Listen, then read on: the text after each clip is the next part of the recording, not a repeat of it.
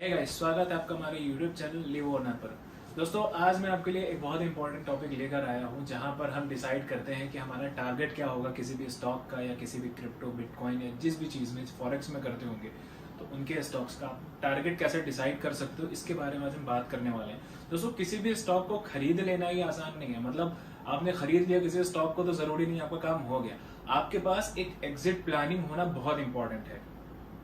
मतलब अगर आपके पास एक एग्जिट प्लानिंग नहीं है, आपको नहीं पता कि बेसिकली आपको आपका स्टॉक एग्जिट कहाँ पे करना है। आपने खरीद लिया 100 पर, अभी आपको टारगेट का नहीं पता, आपने सोचा चलता है, जहां तक चलेगा लेकर जाएंगे, वहां से हम एग्जिट कर देंगे।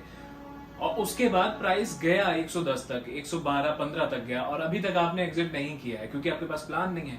तो आपने आप ये सोचकर बैठे हुए हो कि मुझे जहां समझ में आएगा कि यहाँ से टर्न होने वाला है मैं बेच दूंगा। वो 115 से अगर 10% भी नीचे आ गया तो कहानी खत्म है। जो आपने बाय किया आपके उसी प्राइस तक के आसपास वो चला आएगा। ठीक है। तो और स्टॉक मार्केट में या क्रिप्टो में इतने वॉलेटाइल होते हैं कि इनके लिए 10% मूव कर लेना कोई बड़ी बात नहीं है। एक छोटी सी न्यूज आ गई तो वो 20% का लोअर सर्किट भी लगा सकता है स्टॉक आपका। तो पैसा आपके ऊपर है। मतलब अब जरूरी नहीं है कि आप छोटे कैपिटल से ट्रेड कर रहे हो। बहुत से यहाँ पर ऐसे होते हैं जो बहुत बड़े कैपिटल से ट्रेड करते हैं, तो उनके लिए 5 रुपए नीचे जाना भी बहुत बड़ी बात होती है। तो इसके लिए ना हमारे पास एक एग्जिट प्लान होना बहुत जरूरी है। मतलब हमें टारगेट कहां पर लगाना है, कहां पर हमें प्रॉफिट लेकर हट जाना है, इसको कंसीडर करना बहुत इंपॉर्टेंट है। तो देखिए, टारगेट लगाने की कुछ मतलब है तो बहुत सारी चीजें, बट जो बहुत जेन्युइन है मैं उनकी बात कर लेता हूँ। देखिए, टारगेट आप कैसे लगा सकते हो। एक जो सबसे कॉमन सी चीज है, सबसे नॉर्मल बेसिक चीज है, वो है सपोर्ट एंड रेजिस्टेंस है। ठीक है। अगर आपने 100 रुपए में बाय किया है तो आप चार्ट को पीछे लेकर जाओ, वहां पर चेक करो कि पहला रेजिस्टेंस कहाँ है। सबसे पहला रेजिस्टेंस कहाँ है। ठीक है।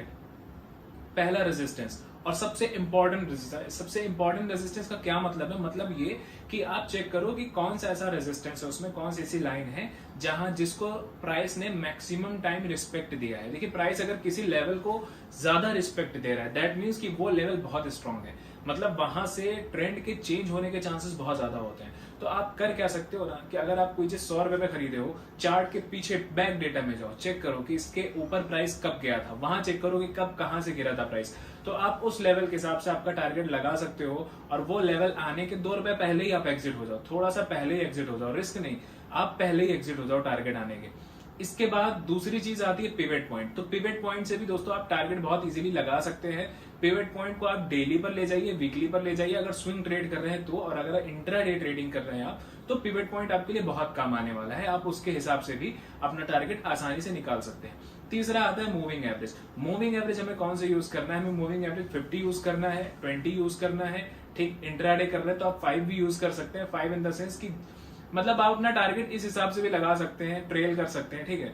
तो अगर आप 20 मूविंग एवरेज भी लगा के चल रहे हैं तो वहां से भी आपको आपका टारगेट पता चल जाता है।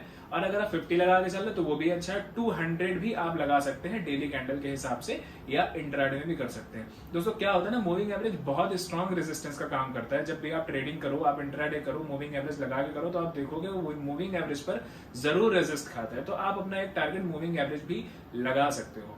दोस्तों, अगर वीडियो पसंद है, आपको समझ में आए जो मैंने बताया, इसको प्रैक्टिस करिए, देखिए कितना सच है, कितना आपके काम आ रहा है। और अगर आपके काम आता है तो वीडियो को जरूर लाइक करिएगा और दोस्तों को शेयर करिएगा और चैनल को सब्सक्राइब करना मत भूलिएगा। मिलते हैं नेक्स्ट वीडियो में, तब तक के लिए थैंक यू।